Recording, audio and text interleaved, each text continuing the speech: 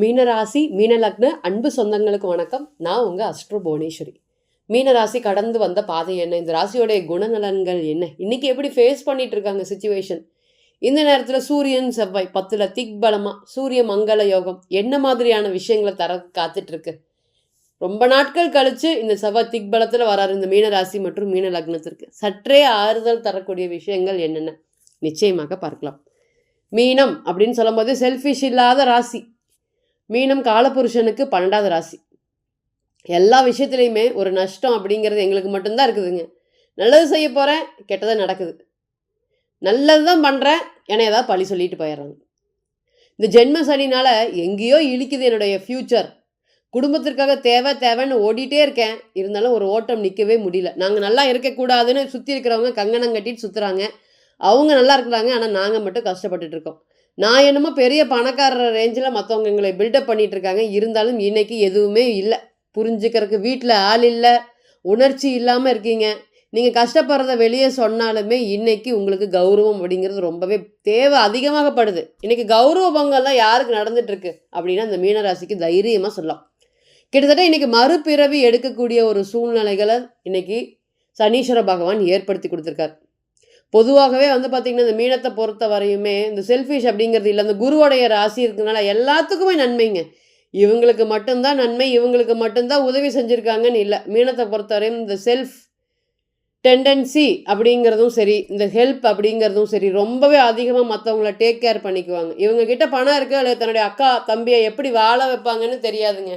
கடன் வாங்கியாவது வாழ வைப்பாங்க, படிக்க வைப்பாங்க. அவங்களாம் உயர்வான நிலைக்கு போனதுக்கப்புறம் என்ன பண்ணுவாங்க, இவங்கள ஏற்றி விட்ட ஏணியாக பார்த்துட்டு ஓரமாக தள்ளி உட்கார வச்சுருவாங்க.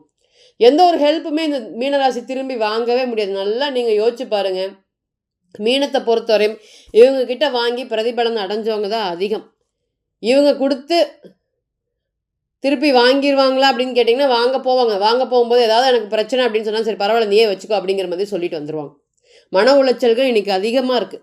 சொந்த வீட்லேயே இன்றைக்கி கட்டாயப்பட்டு வாழ வேண்டிய ஒரு சூழ்நிலைகள், நகைச்சுவை துளியுமே இல்லைங்க. மனசில் பட்டதை வெளியே பேசினாலுமே எவ்வளோ பிரச்சனைகள் இருந்தாலுமே இன்றைக்கி கம்பீரமாகவும் தன்மானத்தோடையும் இருக்கீங்க. அதுதான் இன்றைக்கி உங்களுடைய தலை சிறந்த ஒரு யோகமாக இருக்குது. என்ன இருக்கட்டும், நான் இதை இழக்கலை, கஷ்டத்துலேயும் நான் நல்லா இருக்கேன், நான் ஓரளவுக்கு நல்லா இருக்கேன். இதுக்கு காரணம் என்ன அப்படின்னு கேட்டிங்கன்னா குரு தான். இந்த ராசிநாதனான குரு 5ல் போய் உச்சம் பெற்றதும் 4ல் வக்ரமாக இருக்கிறதும் தான் இன்றைக்கி உங்களை தாங்கி பிடிக்கக்கூடிய ஒரு சூழ்நிலைகள். 1000 கஷ்டம் இருக்கட்டும், நான் ஓரளவுக்கு சர்வை பண்ணுற அளவுக்கு இருக்கேன். முதல்லாம் பார்த்திங்கன்னா ரொம்ப கஷ்டப்பட்டுட்டு இருந்தேன்.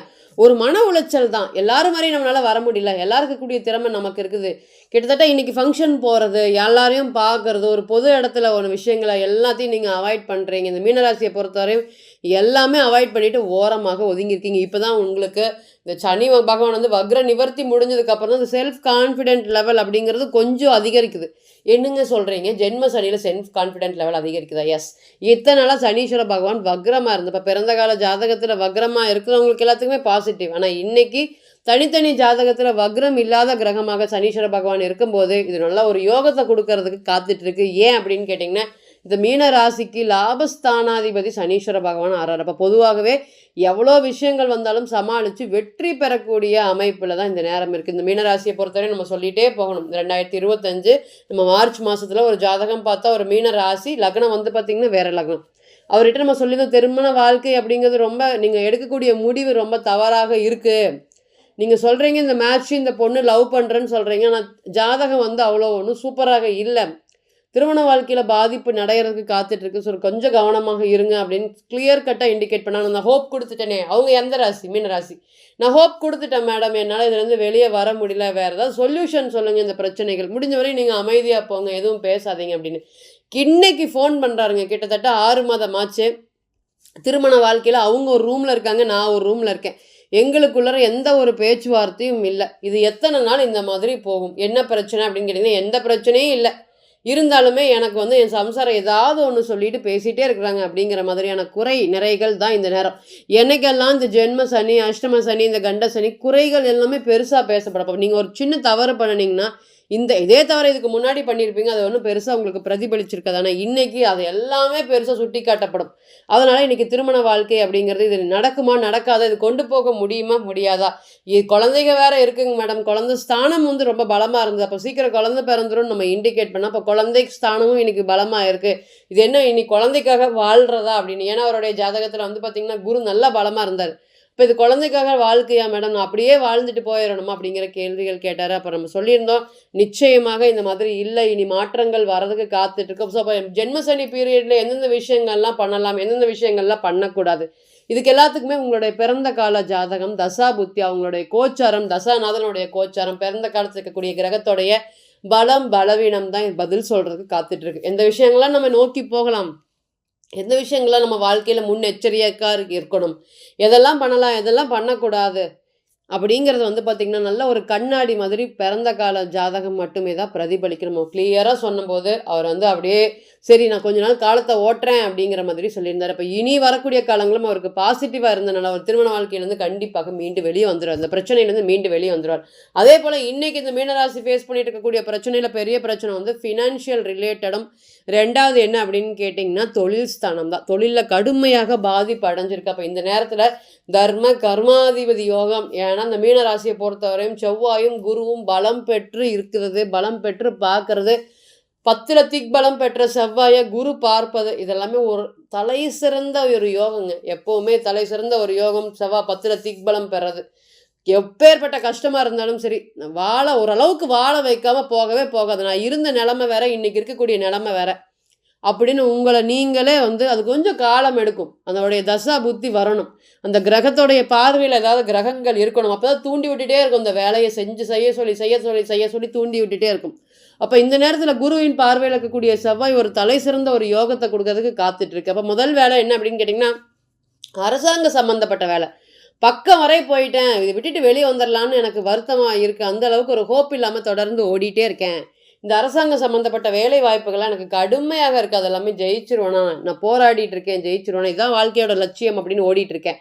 நிறையா பாருங்கள், இந்த கோயில் தர்மகர்த்தா இந்த ட்ரஸ்ட்டு சம்மந்தப்பட்ட விஷயத்தில் இருக்கிறவங்களுக்குலாமே ஒரு பணம் சம்பாதிக்க முடியாமல், ஒரு நேம் சம்பாதிக்க முடியாமல், பின்னாடியே இருந்துட்டு பின்னாடியே போகிற மாதிரி ஒரு ஃபீல் ஆகுது. இப்போ தான் திடீர்னு வந்து அந்த பையன் வந்து பெரிய ஆள் ஆகிட்டான், நான் இன்னும் அதே இடத்துல இருக்கேன், டெய்லி ஒரு 5 நாளாவது வாரத்துக்கு ஒரு 5 நாளாவது யோசிக்காமல் இருக்க மாட்டேங்க. ஏன் அப்படின்னா லக்னத்தில் சனி இந்த நேரத்தில் உங்களை ஏதாவது பண்ணி வந்து டிப்ரெஷனை கொடுக்கணும். அப்போ இந்த மாதிரியான எண்ணங்கள், தொழில் சார்ந்த போட்டிகள் சம்மந்தப்பட்ட விஷயங்கள் எல்லாமே நெகட்டிவாக இருக்குது, அது எல்லாமே இனி வரக்கூடிய காலங்களில் பாசிட்டிவாக நடக்க போகுது. அரசாங்கம் சம்மந்தப்பட்ட விஷயங்கள், அரசியல் சம்மந்தப்பட்ட வெற்றிகள் வந்து இந்த நேரத்தில் வந்து பார்த்திங்கன்னா இந்த மீனராசி மற்றும் மீன லக்னத்துக்கு குவியருக்கு காத்துட்ருக்கு.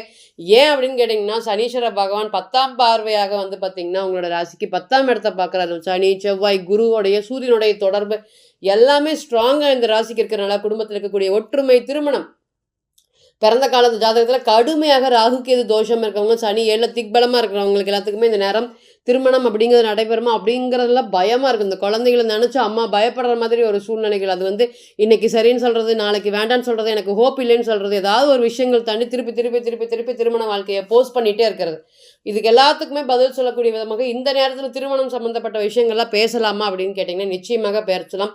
இந்த ஜென்ம சனி காலங்கள் உங்களோட பிறந்த கால ஜாதகத்தில் நல்லா இருக்கும் பட்சத்தில் இன்றைக்கி இது ஒன்றும் பெருசாக அஃபெக்ட் பண்ணுமா அப்படின்னு கேட்டிங்கன்னா பண்ணவே பண்ண. நிறைய பேரை பார்த்தீங்க, நிறைய பேருடைய ஜாதகத்தை பார்த்தீங்கன்னா ஜென்ம சனியும் அஷ்டம சனியும் ஒரு வீடு, ஒரு இடத்தையும், ஒரு தொழிலையும் ஏற்படுத்தி கொடுக்காம போகவே போகாது. இது எல்லாத்துக்கும் என்ன காரணம்?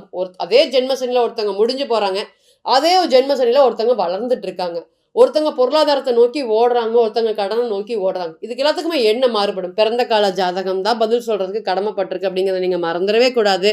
ஸோ தனிப்பட்ட ஜாதகத்தை நீங்கள் எடுத்து ஆலோசனை பண்ண விருப்பப்பட்டீங்கன்னா கீழே இருக்கக்கூடிய நம்பருக்கு கான்டாக்ட் பண்ணுங்கள். நான் வணங்கக்கூடிய நரசிம்மர் உங்கள் எல்லோருக்குமே நல்ல வளமான வாழ்க்கையை ஏற்படுத்தி தர நான் நிச்சயமாக பிரார்த்தனை பண்ணிக்கிறேன். மீண்டும் ஒரு பதிவில் உங்களெல்லாம் சந்திக்கும் வரை உங்களிடமிருந்து விடைபெறுவது உங்கள் அஸ்ட்ரோ புவனேஸ்வரி. நன்றி, வணக்கம்.